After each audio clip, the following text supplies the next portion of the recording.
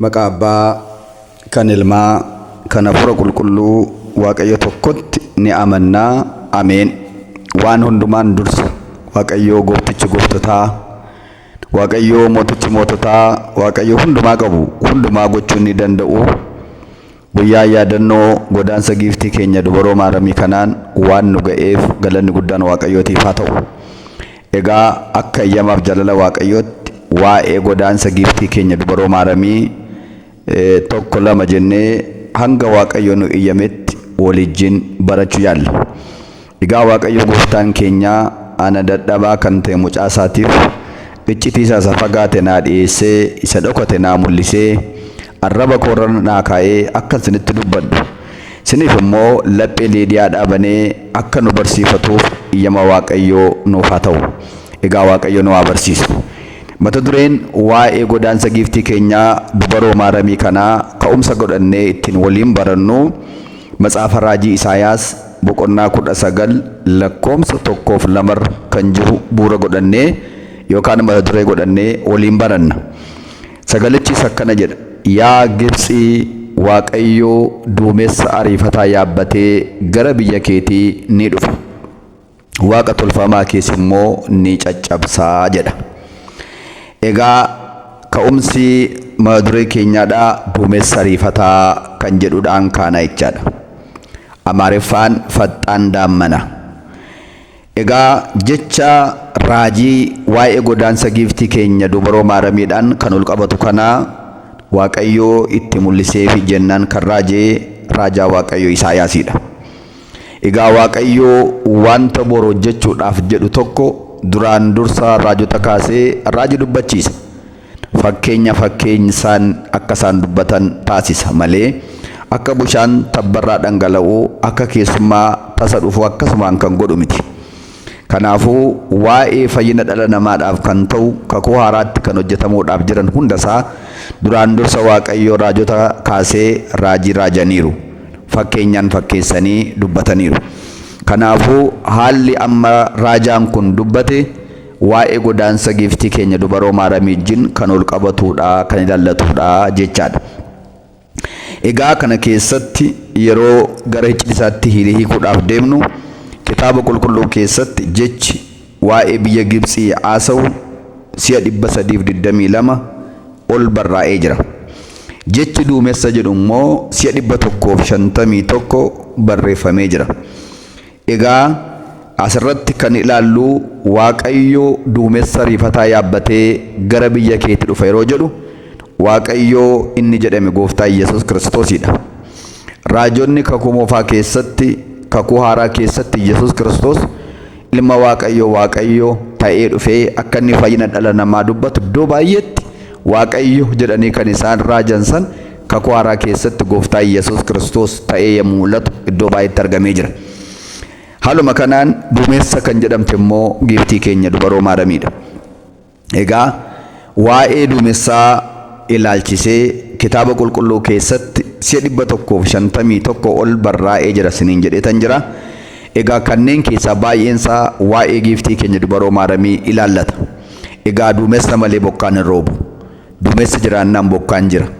Kanaafuu duumessa bokkaa jireenyaa, bokkaa fayyinaa dhala namaadhaaf kan barbaachisu hundaa, uumama hundumaa kan sooru hundaa akka inni magarsu, akka inni biqilu kan taasisu bishaan jireenyaadhaa kan argamsiifte giiftii keenya dubaroo maaramii ta'uusaa agarsiisa jechaadha. Haaluma kanaan mee fakkeenya tokkoon isiniif dabaleen gara icciitii sattaanutti ceena. Tokkoffaa Matsaafa Moototaa boqonnaa 18 lakkoomsa 44 gubbaa irratti sababa cubbuu namootaarraan kan ka'e kadhannaa Eliyaasiitiin waggaa 3 ji'a 6 guutuu bokkaan samii irraa caamee turuu isaanii yaadatte. Kadhannaa raajicha Waaqayyoo Eliyaasiidhaan immoo akka bokkaan kun roobu yeroo Eliyaas kadhatu Waaqayyo taasisee ture. Kanaafuu karlatti ba'aa biiftuu irratti Eliyaas maal argeeni? Duumessa xiqqoo amma aboottee harkaa geessuun argee jedha. Duumessa xiqqoo amma aboottee harkaa geessu. Tokkoffaa Moototaa boqonnaa 18 lakkoomsa 44 gubbaa irratti kan agarru.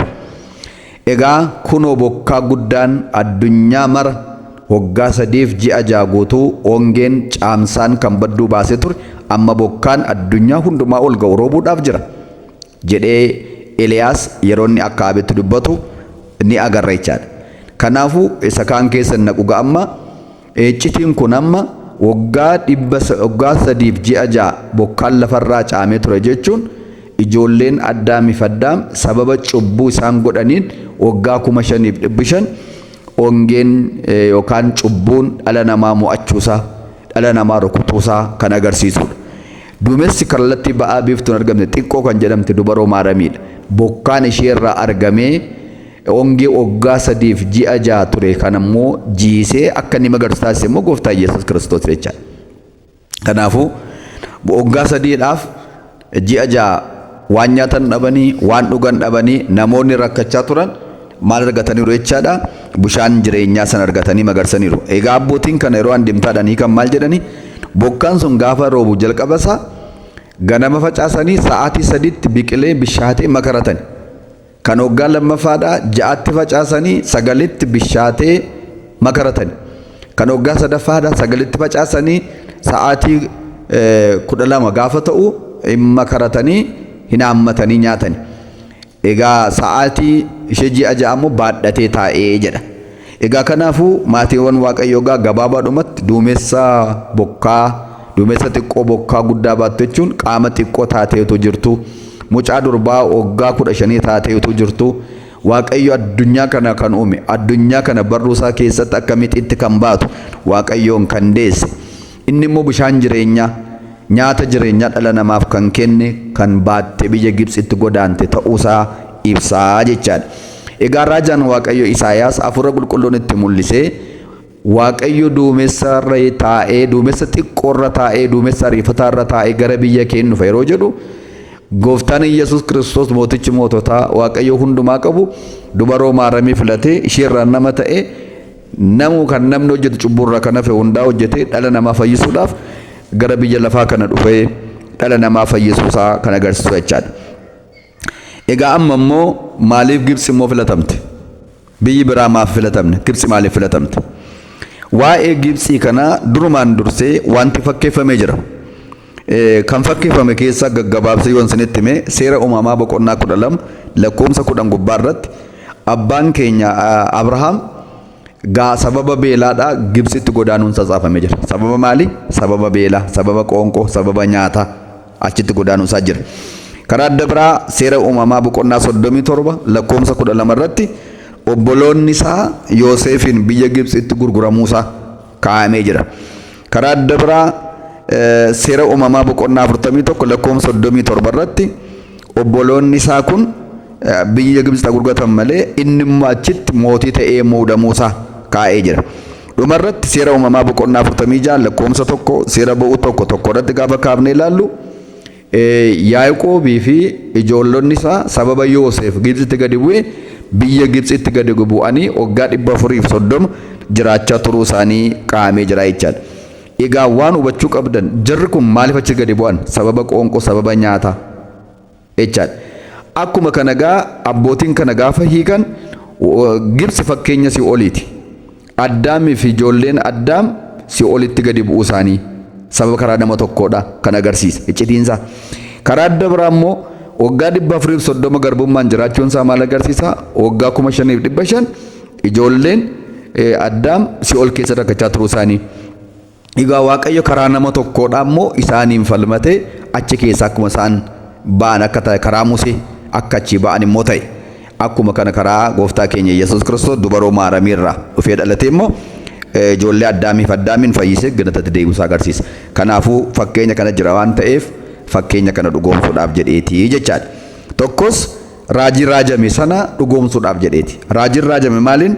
Akkuma sinama duree godhannee kaannee Matsaafa raajii Isaayaas boqonnaa 19 lakkoofsa 1-2 irratti yaa Gibxi Waaqayyo duumessa ariifataa yaabbatee gara biyya keetii in dhufa. Waaqa tolfamaa qodaa seexanaa ta'an hundaa caccabsee lafatti hin balleessa. Hin kuteessaa jedhe. Raajiin kun akka raawwatamuuf kan egaa akkamittiin raawwate barumsa keenya keessatti dhufnaa jechaadha hiika lammaffaasaa. Raajiin lammaffaan kan raajame immoo raajii Hoosee boqonnaa 11 lakkoofsa 1 irraa kaase.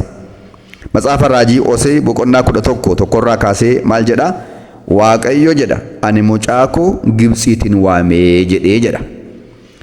Egaa ani mucaa koo Gibxiidhaan waame jechuun yeroo godaansaa achitti godaanan kan achitti godaanaa jedhee karaa ergamaa isaati qulqulluu Gabri'eel akka itti dubbate san yeroon godaansaa kun immoo ga'eeraati galaa kottaa deebi'aa jedhee waggaa 3 fi ji'a 6 booda waamicha akka isaaniif godhu san raajiin raajameera waan ta'eef egaa raajiin kun akka raawwatamuuf godaanuun barbaachisaa waan ta'eef kana raawwachuudhaafi jechaadha.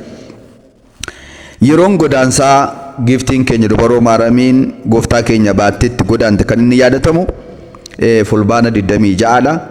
Kan inni xumuramu immoo Hidaar 6. Egaa yeroon godaansaa kun waggaa 3 fi ji'a 6 yookaan immoo ji'a 42 yookaan immoo guyyaa 1260 jechaadha. Egaa maal jedhamuudhaan beekama gaafa jennu immoo zamana tsigee jedhamuudhaan beekama. Zamana tsigee jechuun jecha giiziiti. Hiikiinsaa afaan Oromootti gaafa deemee hiikamu yeroo abaaboo jechaadha. Yeroo abaaboo waan jedhamuuf fulbaana 26 kaasee ganni dhaabbateetu birraa jedhama. Birraa kana immoo abaaboon garaagaraa ni daraaru.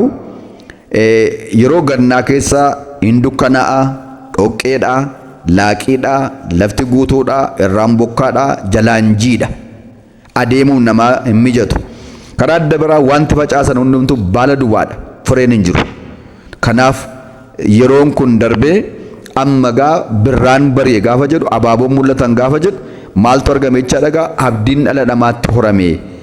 Sababiin isaa maaliif? Abaaboon jiraate malee, abaaboon argame malee, biqiloonni daraaran malee firii argamsuu hin danda'an waan ta'eef. Kanaafuu abaabootti kan fakkeeffamte giiftii Maaramiidha. Fireen abaaboon argamu immoo gooftaa Yesuus Kiristoosidha. Kanaafuu giiftiin keenya Maaramiin biddeena jireenyaa kan nu laattu, kan nuuf obaastu bishaan jireenyaa biddeena kan obaaftu giiftii keenya Maaramiin akka isheen waan hundumtuu bareedduu abdii dhala Addaam kan taate sun akka isheen Gibxitti godaante biddeena jireenyaa kan du'arraa akka isheen nu hambiftu kan raajamee kaa'ameedha jechaadha. Kanaaf abbaa Tsigee Dingil, abbaa Gorgis Zagaasiccaan karaa adda biraa qulqulluu Yaareedis kitaaba isaanii keessatti waa'ee kanaa hiikanii jechaadha. Tokkos ganni sun maalitti fakkeeffama? Bara cubbuu, bara kakuu moofaatti fakkeeffama. Barri abaaboo kun immoo bara kakuu haaraatti fakkeeffama. Barri kakuu haaraadha bara abdii waan ta'eef inni sun bara dukkanaa, bara yaaddoo, bara du'aa akka ture. Egaa abaaboon immoo bara abdii, gammachuu, birraatti fakkeeffama. Kanaaf akkanattiinis kaa'aniiru jechaadha. Karaa adda biraa maaliif godaansi barbaachise? Maaliif godaananis godaansi maaliif barbaachise? Godaansi waan barbaachiseef tokko mootichi Heroodis warra sabaa sagalirraa dhaga'ee gooftaa keenya ajjeesuu waan barbaadeef ijoolleen waggaa 2 gadiidha 11,000 1,144 akka isaan gorra'aman agartaniittu beekna hundi keessanii. Garuu bara sana keessa ijoolleen dhiiraa hafanii 3 duwwaadha. Tokko Naatnaa'el Armeensaa gaagura keessa harbuu jala dhoksite. Tokko immoo Yohaannis Cuuphaa Armeensaa fudhattee gara barahaa Siinaatti baqatte. Gooftaa keenya Yesuus Kiristoos immoo dubaroo Maaramii fudhattee Gibxitti akka godaantu ergamaan Waaqayyootti dubbate. Kanaafuu biddeena jireenyaa isa ta'e gooftaa keenya Yesuus Kiristoos dubarraa nu hambisuudhaaf maanguddicha Yoosefii fi mucaa durbaa Solomee wajjin 3 ta'anii fudhatanii Gibxitti baqatan. Kana immoo ergamaan Waaqayyoo waan itti dubbateef jechaadha. Wangeela Maatewos boqonnaa 2 lakkoofsa 13.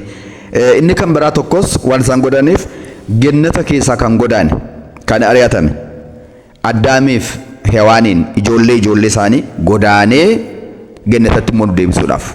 Godaansa keenya nu godaanee kaasaa keenya kaffalee gennata nu deebisuudhaaf. Inni sadaffaan tokkos raajii raajamee fi fakkeenya fakkeeffame sun dhugoomuu qaba waan ta'eef kan dhugoomsuudhaaf. Tokkos arfaffaa irratti nu barsiisuudhaaf. Wangeela Maatewos boqonnaa 11 lakkoofsa 28 gubbaa irratti narraa baradhaa jedhe. Kanaaf gooftaan Yesuus Kiristoos waggaa 33 ji'a 3 dachee lafaa kanarraa na waggaa barsiisaa turetti gochaanis jechaanis nu barsiiseera. Kanaaf isarraa akka barannuuf nu barsiiseera waan ta'eef sanarraa akka barannuuf. Gochaan jechuun hojiidhaan hojjete. Jecha isaan jechuun immoo barsiisa isaatiin. Kanaaf kana narraa baradhaa waan jedheef isarraa akka barannuuf. Maaliif jennaa jettan immoo Wangeela Maatewos boqonnaa 10 lakkoofsa 23 irratti Wangeela Maatewos 10:23 irratti waa'ee koodhaaf jettanii ni araatiamtu, ni jibbamtu, mootolee duraan dhaabattu. Kanaaf yeroo sana hin sodaatinaa, amantiin buusinaa, jabaadhaa jedhee dubbatee jira jechaadha. Kanaafuu nu barsiisuudhaaf fakkeenya nu ta'uudhaaf jedhee jechaadha. Isarraa akka barannuuf. Maaliif biyya lafaa kana keessa hanga jiraannutti rakkinni jira. Ari'atamni jira. Kanaaf amma kiristaanota hedduu yeroo isaan biyyarraa ari'ataman akkuma argaa jirru kana nu barsiisuudhaaf jedheeti. Inni itti aanu tokkos shanaffaa irratti gadaamii fi adbaaraatii Gibsii keessa jiran eebbisuudhaaf. Gadaamii adbaaraatii iddoolee namni bor keessatti hojii amantii hojjetan dachee sana eebbisee, dachee duraan waaqa tolfamaan irra dhaalee jiru sana eebbisee iddoo eebbaa gochuudhaaf jechaadha. Egaa kutaa lammaffaasaa yoo Waaqayyo jedhe itti fufna. Amma ammaatti isa dhageenyeen Waaqayyo nu haa eebbisu. Egaa ammayyuu madarrariyaarra hin jira malee, seensarra hin jira malee waa'ee godaansaan kan wal qabatu ittiin seenne. Kutaa lammaffaasaa keessatti immoo waliin barannaa. Isa baranne kanaan Waaqayyo nu haa eebbisu, nu haa jabeessu. Egaa godaansaa giiftii keenya dubaroo maaramiin biyyarraa godaanuu, jireenyarraa godaanuu, manarraa godaanuu, amantiirraa godaanuu Waaqayyo nu haa oolchu. Kadhannaan giiftii maaramii, eegumsaan ergamootaa, waadaan qulqullootaa, arjummaan uumaa keenya Sillaasee nu wajjin haa ta'u. Kutaa lammaffaan itti